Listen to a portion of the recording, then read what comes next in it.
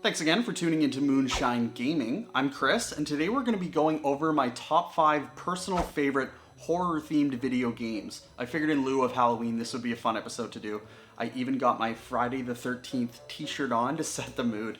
Ignore the mess around me here. We just moved into our new apartment and the game room isn't fully set up yet, but in a few weeks when it is set up, we can do a game room tour, and I'm so fired up for that. It's gonna be awesome. Now, quick disclaimer before we get started here. I just wanna say that these are my personal choices, and in no way am I saying that these are actually the set in stone best horror games of all time. These are just from my personal experiences. Obviously, I haven't played every single horror game, so take that into account when you're ripping me apart in the comments. Anyways, without further ado, let's get into it. Here we go. Right, adventure begins. First up, we've got Until Dawn. This game was released in 2015, and it's an interactive drama horror game that was exclusive to the PS4. Supermassive Games released this game, and it kind of plays out like a movie. If you've ever played any of the Quantic Dreams games like Heavy Rain or Beyond Two Souls, this game plays out pretty much the exact same with the quick time events, and it's almost a walking simulator. The game features a butterfly effect system in which players make choices that'll change the story. These range from small decisions like picking up a book to moral choices that actually involve the fates of the other characters. Some decisions are timed, like stated before, the quick time events. Certain choices may unlock new sequences of events and cause unforeseen consequences in the future of the game. These choices also influence the story's tone and relationship between characters. All playable characters can survive or die. You could actually get to the very end of the game and everybody's dead, which is hilarious. You play in the third person and find clues that help you solve the mystery. The controls can be a little bit janky at times when roaming around, but for this style of game, it's definitely manageable. If you're a fan of cheesy teen horror flicks, this game is definitely for you. The story's very tongue-in-cheek and plays out exactly like a classic 2000s horror flick. Maybe we should start with a little, making out and see where it goes from there. Oh, hell yeah. Another thing I loved about this game is that my girlfriend was able to watch me play, and she enjoyed herself while helping me make these split-second decisions, seeing how the story played out, and freaking out together with all the jump scares. Check this out if you enjoy horror movies and narrative-driven video games. Next up, we've got Resident Evil 7 Biohazard. This is a first-person survival horror game that was released in 2017 for the PC, PS4, and Xbox One, and was later ported to the Switch, Luna, and Stadia. I remember playing this game when it first came out and being absolutely blown away by the graphics. This may have been because it was one of the first games I played on my PS4, but that intro sequence and the first 10 minutes of gameplay was mind-blowing to me and will always stick with me. I'm so glad this game was released too, because I feel like the Resident Evil franchise had been in kind of a lull since Resident Evil 4, and this game felt like a real return to form. In the game, you take control of Ethan Winters, who's on a search for his missing wife, and you end up in a bayou in Louisiana, and Ethan finds himself kidnapped and tortured by a family of murderous cannibals known as the Bakers. It's time for supper. Who are all you people? Where's Mia? Eat it. It's good. I really like how they took a step back from the zombie theme and went the way of this Texas Chainsaw-esque torture house. Super cool change. This game really does an incredible job at making you feel scared and helpless almost the whole way through the game. Similar to the other games in the series, inventory management is key, and lots of times the best thing to do when encountering enemies is to just run away. This is another banger in the horror genre, and the switch to first person was a nice refreshing change. Play this game, it's terrifying. Now a quick word from the sponsor of this video. No, I'm just kidding. Nobody's sponsoring this small channel. But if you're enjoying this video and you like this kind of content, we put out video game related content every single Thursday, and you can consider subscribing to Moonshine Gaming to stay up to date with future videos. Back to the list.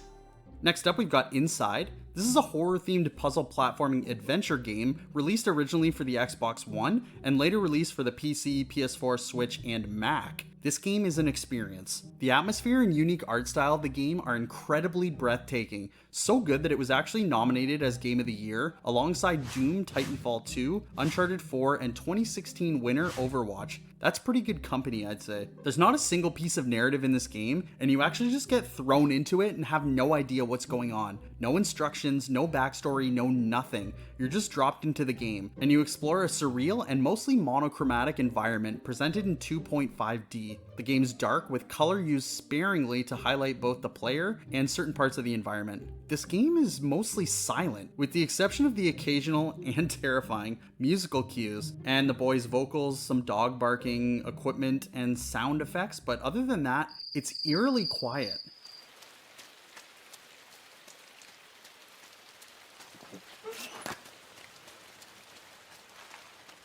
The player controls the boy who walks, runs, swims, climbs, and uses objects to overcome obstacles to progress in the game. The twist at the end of this game is insane, and it had me speechless and searching on YouTube for inside explained videos for the next few days after completing it. I urge you not to do this until you actually play and finish the game, because it'll completely destroy the experience for you and probably ruin the ending, so just play this game all the way through. It's not that long either.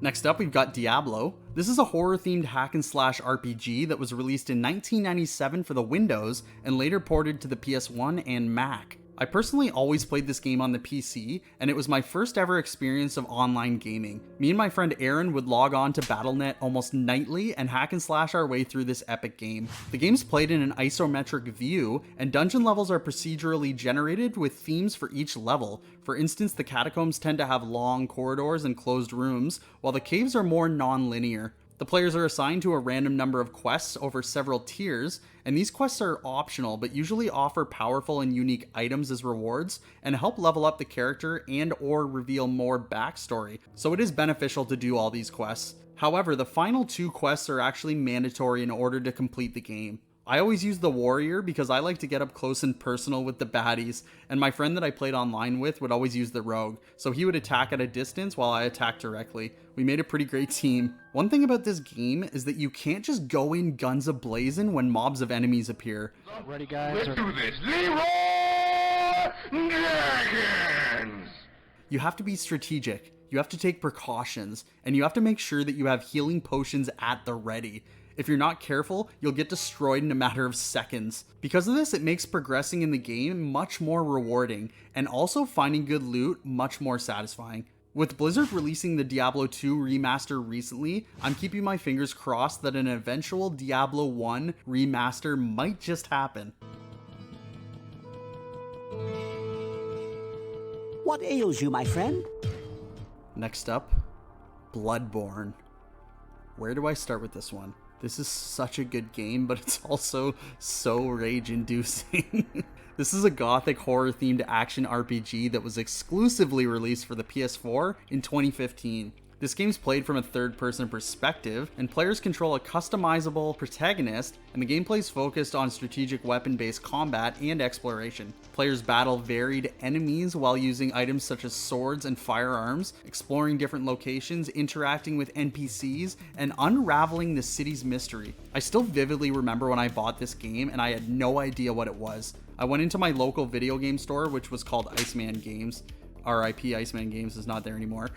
But I asked the employee behind the desk for a good horror game, and without hesitation, he grabbed Bloodborne from the shelf, tossed it to me, saying that this game was going to change my life, and he wasn't wrong. Combat's fast-paced and requires an offensive approach in order for the player to combat dense hordes of enemies. The player character is agile and can dodge attacks by strafing around enemies while locked on. The new risk and reward style of gameplay is emphasized through Bloodborne's rally system, which allows the player to recover portions of lost health by striking an enemy within a small window of time.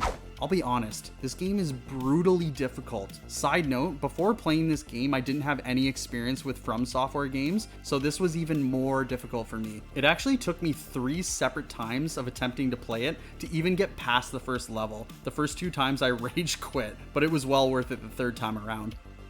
The gothic art style is amazing, and the gameplay is crazy addicting once you get used to it. The boss battles are insanely, incredibly, amazingly, fantastically awesome. And the levels for the most part are amazing as well, except for one level which I didn't like, which is Forbidden Woods. It's a friggin' maze, you can get lost in there for hours. I could go on and on about this game. It's so good, and it's one of my favorite games of all time. And if you've never played this game or any of the From Software games, do yourself a favor and get this game and grind it out until you get used to the combat and mechanics. Do not quit, as beating this game is one of the most satisfying feelings I've ever had playing video games in my lifetime of video game playing.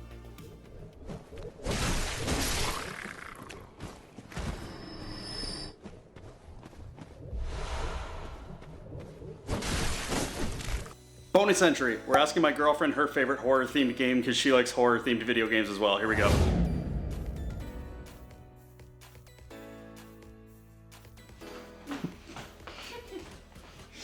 What? What's your favorite horror themed video game? Bendy and the Ink Machine. Why? But Little Nightmares is a close second. Why? I don't know, I like the jump scares and everything's very spooky and very eerie. I like it. All right. Words from Allie. So what was your favorite game on the list? And also what was one that you thought should have been on here? You can plead your case down in the comments below. But that's gonna do it for this video, and we'll see you next time.